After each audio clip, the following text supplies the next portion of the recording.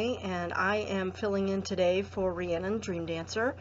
I am covering the topic of curses and hexes today. Now, what I want to talk about is, I'm not going to go into detail about how to cast a curse or how to cast a hex or what have you. What I want to talk about is I want to define some terms, and I want to talk a little bit about responsible witchcraft. Now, it is my understanding that a curse is a malediction that is cast against a person or group of persons that covers many generations or goes for a long period of time, whereas a hex is something that is more personal and a little more temporary. Now, if that is not your definition of that, then that's fine, but that is what I have seen in the research, what I have learned, and what I have come to the conclusion about. Now, when we talk about curses and hexes, I know that there are a lot of people who are Wiccan, and in Wiccan they believe in the rule of three, which basically says that whatever you do is going to come back to you threefold. Now, I am not Wiccan, and I do not follow the rule of three. I don't necessarily believe in karma per se either. But I do think that a certain level of that energy comes back to you, because the law of physics, which is mathematically proven, shows that for every action there is an equal and opposite reaction. So what I mean by that is, I think that when we deny ourselves the ability to cast a hex or a curse, we are denying part of our identity as witches. We control a phenomenal amount of power that really anyone in the world could control personally if they chose to seek that power. Now, witches are those that have recognized the energy, recognized that power, and have harnessed it, have taken control of it, and have said, this is who I am. When we deny ourselves the ability to cast a hex or a curse, we are denying a part of that power, and that puts us out of balance. We have to learn how to balance the light and the dark. Now, I want to talk a little bit about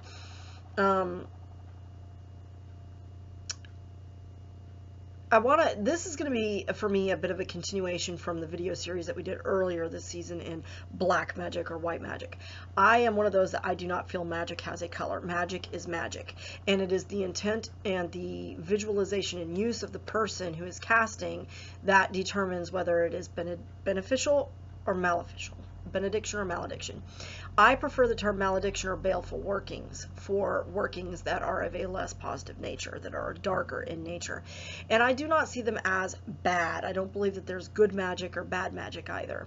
Now, that being said, we do need to recognize the effects of our magic. And what I'm going to talk about here is, there is a witch on YouTube.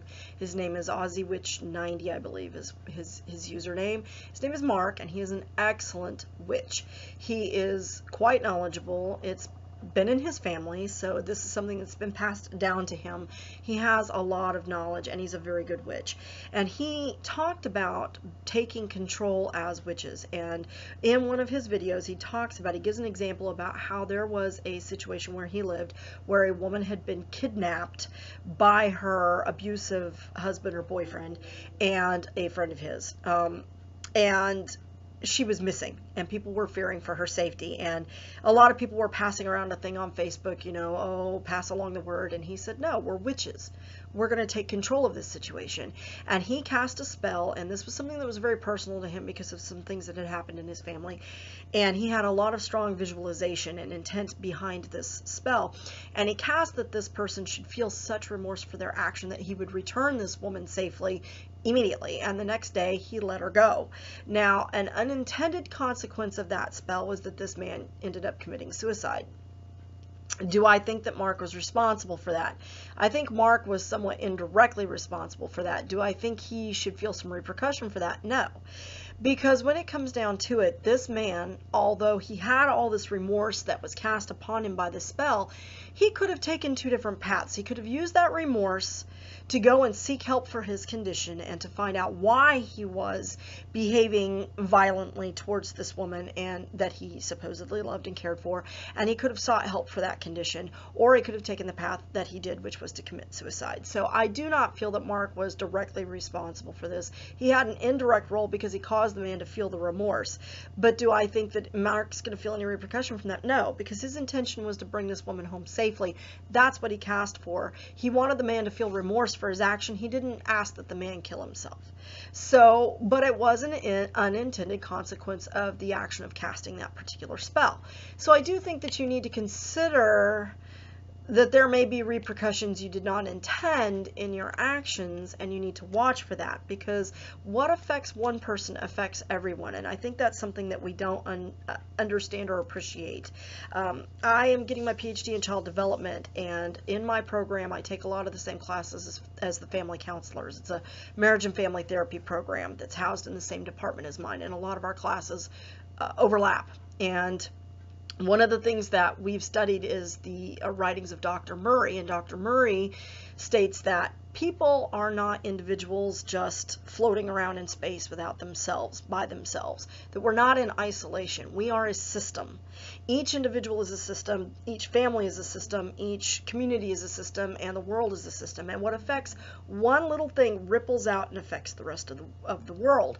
And I think that that's very much a truth, and that we need to learn that when we do a malediction, there may be someone else who is affected by that malediction that is an unintended, I don't want to say victim because they're not victims, but it's an unintended target.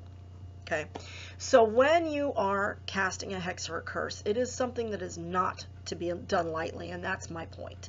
Not that we shouldn't do it, not that it's at times justified, but that you need to consider that there may be unintended consequences to your actions, and you need to be prepared for that emotionally, physically, and what have you. Now, I do believe that we shouldn't deny ourselves the ability to do that, but we do need to do it responsibly. And you need to bear in mind that, you know, curses and hexes and malediction and things like that are not things that you should do lightly, and they're never something that should be done in anger. When I cast a maledictive spell, it is not something that I do in anger.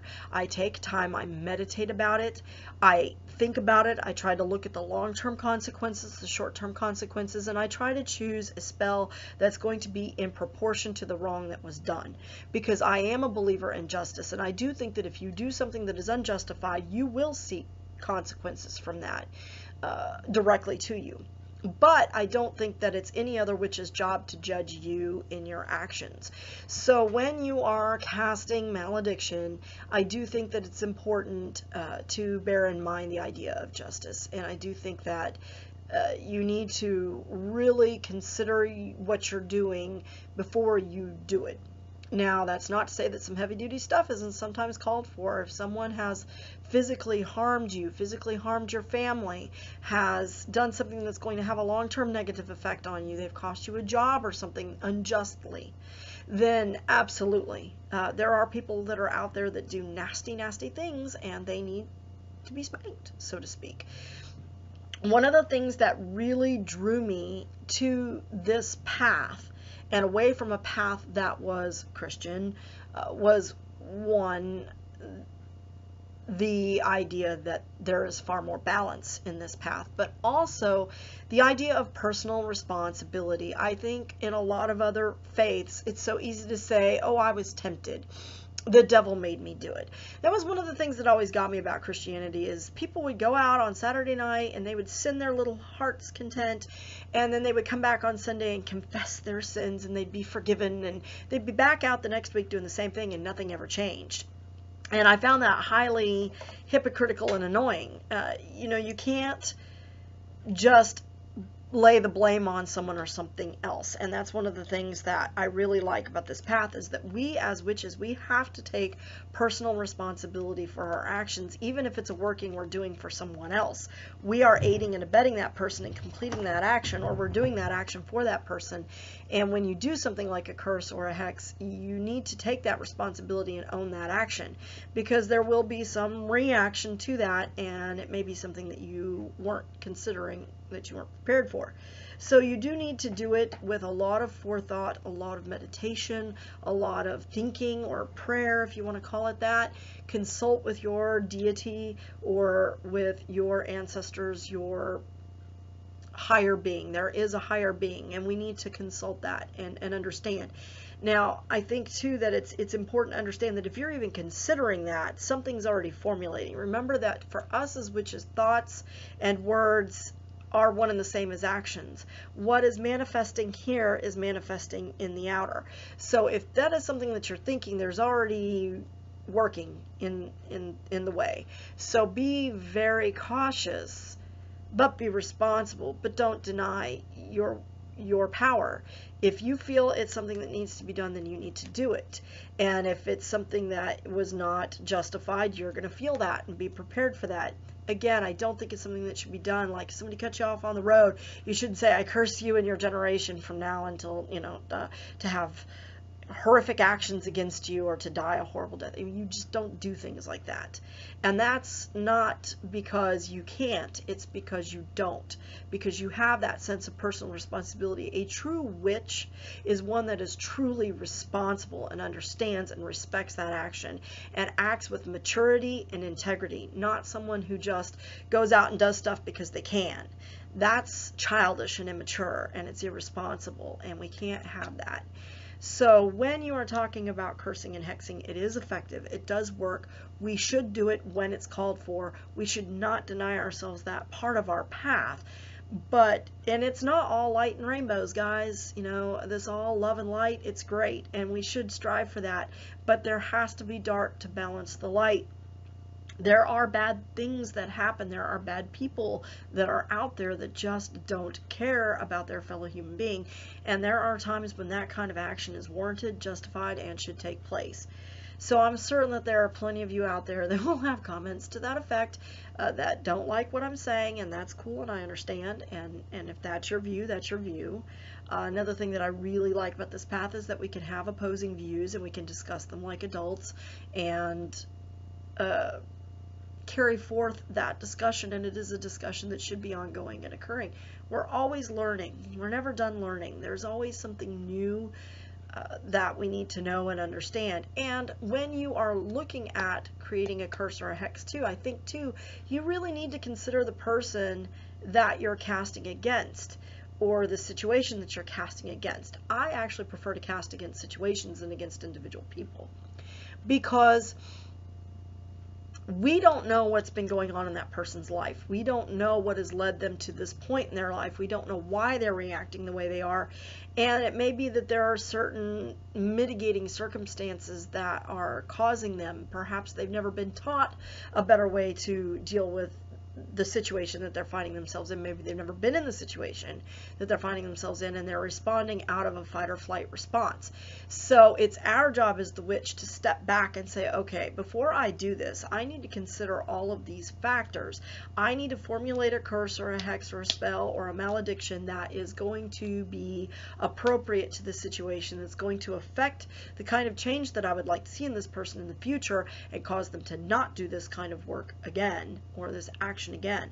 So that is something to keep in mind, and that is something that I think as witches we really truly need to consider and be responsible for, because we are ultimately the one that's responsible. We are the one that's sending that energy out there, and you have to answer for that. So as long as you are comfortable with what you're doing, so mote it be. I hope that this was something that sparks some conversation. This is a topic that's important to me, that I really feel very strongly about, and I'm trying to kind of meter myself here, because I feel that this is something that should be shared and discussed more openly within the witchy community.